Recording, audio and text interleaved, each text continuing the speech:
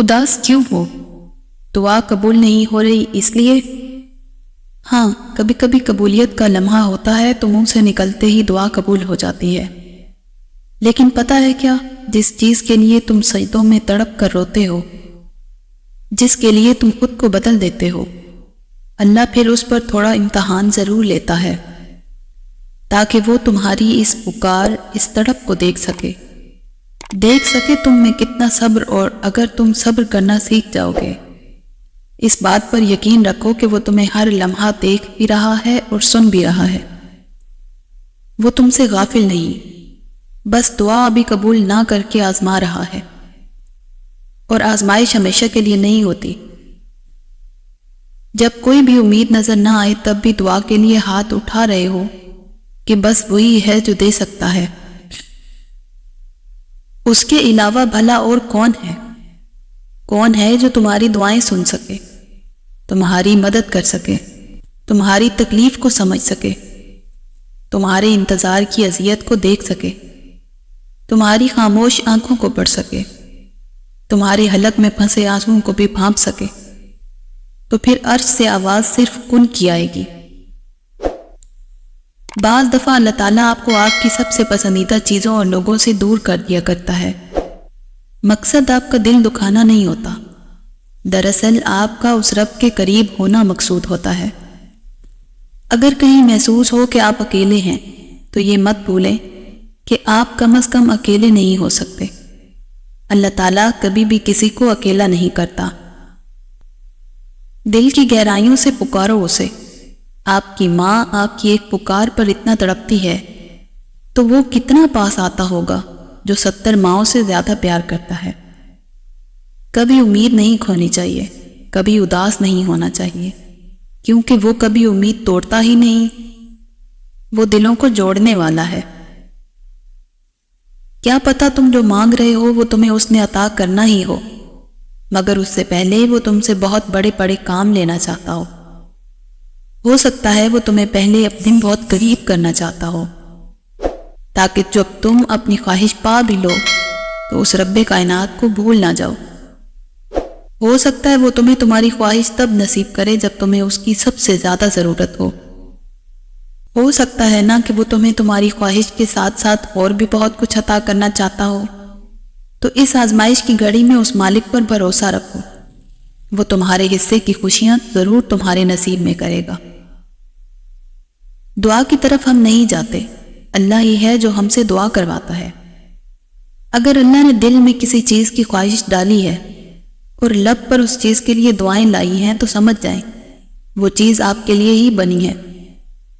بس آپ کو صبر، یقین، انتظار اور آزمائش سے گزر کر وہاں پہنچنا ہے۔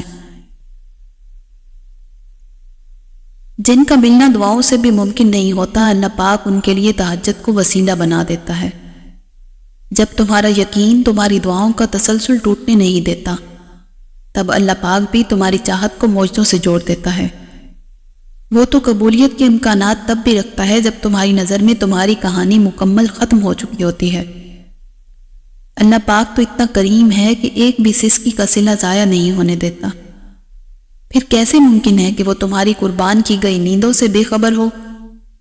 وہ نیند چھین لے تو اسے سزا مت سمجھو، ہزاروں میں سے اس نے تمہیں چنا ہے، کیونکہ تم اسے سب سے زیادہ محبوب ہو، اور جو اسے محبوب ہو جائے وہ اس کی دعاؤں کو بھی محبوب کر لیتا ہے، اور جس سے اسے اتنی محبت ہو اس کے منہ سے نکلی ہوئی کوئی بھی بات وہ کیسے رد کر سکتا ہے؟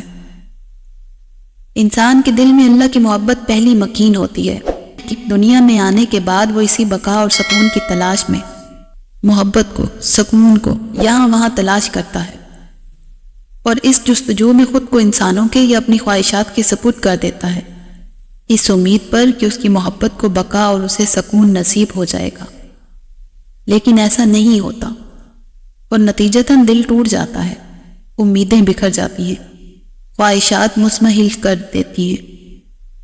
اس لیے جب اس حوالے سے درد اٹھے تو اس کی اصلاح صرف اس طور ممکن ہے کہ ہم انسانوں کو انسان سمجھیں، خدا نہیں۔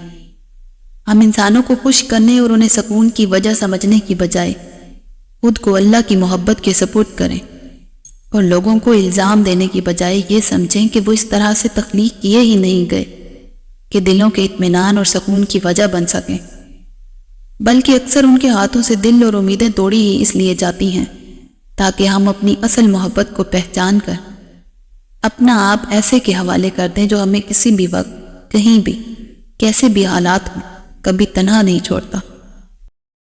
اللہ تمہیں آزمائشوں سے گزار کر آسائشوں تک لاتا ہے۔ انہیں یہ بے بسی دکھا کر کیا کرنا جو اسے سمجھ ہی نہ سکے۔ تمہارا درد صرف وہی جانتا ہے جو تمہارا دوست بھی ہے اور رب بھی۔ لوگ تو تمہاری کہانیاں سن کر تمہیں بھی دلاسا دیں گے اور پھر تمہیں بھول جائیں گے۔ بس ایک اللہ ہے جو تمہیں کبھی بھی بھولے گا نہیں۔ تو پھر جس نے تمہیں محبت کرنا سکھایا ہے، تم اسی سے اگر محبت نہ کر سکو تو سوچو یہ کتنا بڑا خسارہ ہے۔ جس نے تمہیں ہاتھ دیے اور دعا کی سمجھ بوجھ دی، اگر تم اسی سے عطا کی امید نہ رکھو تو کون ہے اس کے علاوہ جو تمہیں دے سکتا ہے؟ وہ دو جہانوں کا مالک ہو کر تمہارے پلٹ آنے کا عمر بھر انتظار کر سکتا ہے، تو پھر تم چند لمحوں کے لیے اس کے جواب کا انتظار کیوں نہیں کر سکتے؟ بس توکل رکھو، کیونکہ اس آزمائش کے بعد تمہارے لیے قبولیت کا وہ مقام ہے جہاں تمہیں تمہارے مانگنے میں پہلے ہی عطا کر دیا جائے گا۔ جو اللہ پاک نے تمہارے لیے لکھ دیا ہے وہ امتحان کے لیے تم سے دور تو جا سکتا ہے، لیکن کسی اور کو کبھی مل نہیں سکتا، اور جس دعا میں مانگا جائے اسے تمہارا نصیب بھی تم سے نہیں چھین سکتا۔ وہ ہر حال میں تم تک پہنچ کر رہے گا۔ جب اللہ کن کہتا ہے تو دنیا کی ساری طاقتیں فیکون کرنے کے لیے متحرک ہو جاتی ہیں۔ اللہ پاک تمہیں اس سے بڑھ کر عطا کرے گا جو تم چاہتے ہو۔